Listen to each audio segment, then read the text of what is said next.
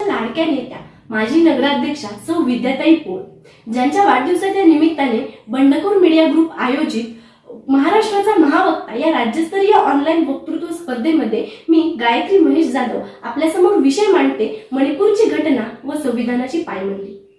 ज्यांनी या महाराष्ट्राच्या मातीला संस्कार या शब्दाचा खरा अर्थ पटवून दिला त्या स्वराज्य जननी राजमाता जिजाऊ माँसाहेब, ज्यांनी मुठभर मावळ्यांच्या जीवावर हे हिंदवी स्वराज्य स्थापन केलं ते हिंदवी स्वराज्य संस्थापक छत्रपती शिवाजी महाराज, ज्यांनी हे हिंदवी स्वराज्य अखंड आबादित ठेवण्यासाठी रक्ताचे पाठ वाहिले ते धर्मवीर छत्रपती संभाजी महाराज व पेठ वडगावच्या भाग्यविधात्या माजी नगराध्यक्षा सौ विद्याताई पोळ यांना सर्वप्रथम मी त्रिवार वंदन करते।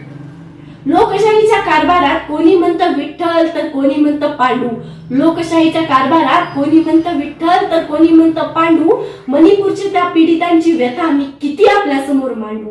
म्हणूनच आज या व्यासपीठावर मी आपल्या समोर विषय मांडते मणिपूरची घटना आणि संविधानाची पायमल्ली।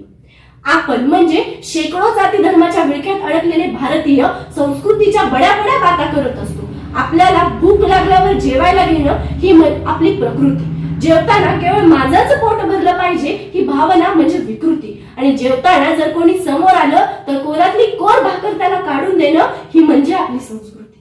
अहो पण ही वाटणी जोवर भाकरीची होत होती तोवर ठीक होत होतं, पण आता ही वाटणी होऊ लागली ती माझ्या आया बहिणींच्या शरीराची। का नाही तिची कपडे उतरवताना तुझ्या मनात विचार आला हिच्या जागी माझी आई असती तर? का नाही तिच्या शरीरावरून दोषरूपी हात फिरवताना तुला भास झाला हिच्या जागी माझी ताई असती तर? का नाही तिला उचलून नेताना तुला असं वाटलं हिच्या जागी माझी माई असती तर? अरे राहू दे, तिच्या जागी तुझी आई ताई माई कुणी नसेल, पण जिची तू विटंबना केलीस ती एक बाई मात्र नक्कीच होती। आता काहींच्या लक्षात आलं असेल मी कोणत्या घटनेबद्दल बोलतेय, जिने संपूर्ण देश हादरवून सोडला। होय, आपला भारत देश, मणिपूर राज्यातील घटना। यत्र नार्यस्तु पूजन्ते रमन्ते तत्र देवता असं म्हणणारा आपला भारत आज काय करू लागलाय नाही? स्त्रीला 9 दिवस देवी म्हणून तिची पूजा करता आणि तिचीच विटंबना करता। होय, भारी आहे ना? आदिशक्ती तू, कालिका तू आणि भोगवस्तू पण तूच, असं मी नाही बर का, असं मनू म्हणतो। आता काहींना प्रश्न पडला असेल मनू म्हणजे कोण? होय, आपली भक्तांची राज्यघटना मनुस्मृती, आणि मणिपूरमध्ये घडलेल्या घटनेमुळे याची पुनरावृत्ती देखील झाली। मणिपूर राज्यातील घटना 3 महिला ज्यांचं वय वर्ष 50, 40 आणि 20 ज्यांच्यावर अमानुषपणे अत्याचार केले जातात त्यांना विवस्त्र करून त्यांची गावभर दिंड काढली जाते, आणि एवढंच नव्हे तर त्यांच्याच कुटुंबियांची त्यांच्याच डोळ्यांसमोर निर्घृण हत्या देखील केली जाते। हृदय आणि मन दोन्ही सुन्न करून टाकणारी घटना। हे प्रकरण 77 दिवसानंतर आम्हाला समजतं, ते पण एखादा व्हिडिओ आमच्या सोशल मीडियावरती व्हायरल झाल्यानंतर। हे आमच्या 5Gचं स्पीड। आज संपूर्ण देश ज्या राजांना आदर्श मानतो ते छत्रपती शिवाजी महाराज। माझ्या राजाची सगळ्यात आदर्शवादी गोष्ट म्हणजे समस्त विश्वातला असा एकमेव राजा होऊन गेला ज्याच्या दरबारात आजपर्यंत एकही नृत्यांगना नाचली नव्हती, आणि आज त्याच राजाच्या राज्यात आम्ही काय करतोय? हे चित्र पाहून एक कवी मित्र एके ठिकाणी म्हणतो, वाईट वाटतं राज ह्या जगात जगावं लागतं, वाईट वाटतं राज ह्या जगात जगावं लागतं, आपल्याच अब्रूची लखतर अब्रू झाकण्यासाठी मागावं लागतं।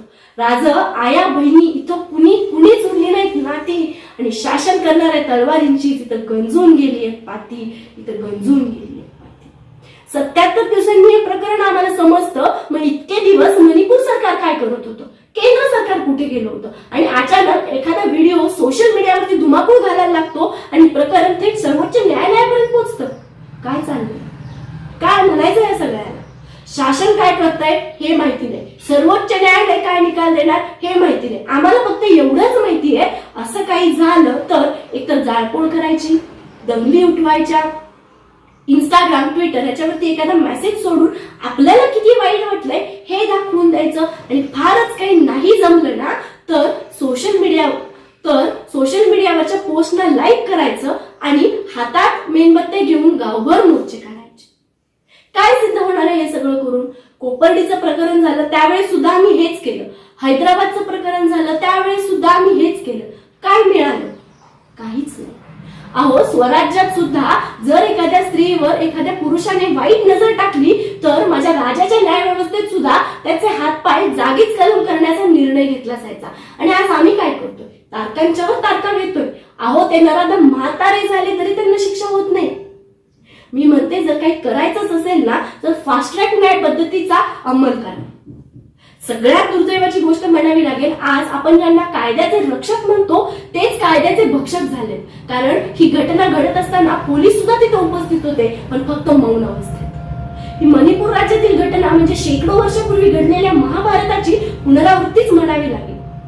पण फरक एवढाच होता. फरक काय, मी तर म्हणेन दुर्दैव एवढंच होतं की त्यावेळेस त्या द्रौपदीला वस्त्र पुरवण्यासाठी प्रभू श्रीकृष्ण अवतरले होते. पण आज श्रीकृष्णाने पोहोचवलेलं कुठलंच वस्त्र आज कुठल्याच द्रौपदीपर्यंत पोहोचत नाही. कारण आज वस्त्रहरण करणाऱ्या दुःशासनांची संख्या आभाळाला भिडलेली आहे. आणि आजचा आमचा श्रीकृष्ण ती घटना थांबवण्यापेक्षा तिची मोबाईलमध्ये टिप्पणी करणं जास्त महत्वाचं समजू लागलं. अगदीच डोळे नसलेल्या परंतु राज्यकारभार करणाऱ्या धृतराष्ट्राप्रमाणे आजचे शासनकर्ते बनलेत. आणि सर्वश्रेष्ठ पितामह भीष्मांप्रमाणे आजची न्याय व्यवस्था. म्हणून मला असं म्हणावंसं वाटतं, सुनो द्रौपदी शस्त्र उठाओ, सुनो द्रौपदी शस्त्र उठाओ, अब गोविंद न आएंगे तुम्हें बचाने, कब तक आस लगाओगी तुम, बिखरे हुए अखबारों से कैसे रक्षा पाओगी तुम. सुनो द्रौपदी शस्त्र उठाओ, जो दुशासन के दरबार में स्वयं लज्जाहीन पड़े हैं वे क्या तुम्हें बचाएंगे. सुनो द्रौपदी शस्त्र उठाओ, अब गोविंद न आएंगे. आज आम्ही स्वतःला डिजिटल इंडिया म्हणून घेऊ लागलो, पण डिजिटलच्या कानाकोपऱ्यात ती किती सुरक्षित आहे हो, तिला किती स्वतंत्र आहे. आज आम्ही चंद्रावर पोहोचलो खरे, पण पृथ्वीवर तिला किती मान आहे, तिच्या सुखासाठी किती धडपडतो आम्ही. आज संपूर्ण देशभरात 26 नोव्हेंबर हा संविधान दिन म्हणून साजरा केला जातो. पण त्या संविधानात तिच्या सुखसोयींसाठी काहीच तरतुदी नाहीत का? का नाही आपलं शासन तिची विटंबना करणाऱ्यांविरुद्ध कठोर निर्णय सुनावत? का नाही तिची विटंबना करणाऱ्याला भर चौकात फाशी दिली जात? का नाही त्याच्या अब्रूचे तितकेच दिंडवडे काढले जात? आज ही सगळी परिस्थिती बघून मला असं म्हणावंसं वाटतंय की मुलींनी स्वतःची रक्षा करण्यासाठी स्वतः पुढे येणं गरजेचं आहे. मी मुलींना नेहमी सांगते की तायडे, जर कोणी आपल्याला हात लावला तर आईगं करायचं काम नाही, पण ज्याला आपल्याला हात लावलाय त्याला त्याचा बापच आठवला पाहिजे. एवढं सक्षम मुलींनी बनणं ही काळाची गरज आहे. जाता जाता एवढंच सांगते, उर्मी मी उर्वशी मी मीच ती रती आहे, उर्मी मी उर्वशी मी मीच ती रती आहे, अहिल्या मी सावित्री मी मीच ती सती आहे, न्हाली रक्तात जी तीच मी माती आहे, सांडलं रक्त जिनं त्या तलवारीची मी पाती आहे, अंधारात मिणमिणते मीच ती पंथी आहे, होय स्त्री माझं नाव, होय स्त्री माझं नाव, मीच महाभारतातली कुंती आहे, मीच महाभारतातली कुंती. धन्यवाद.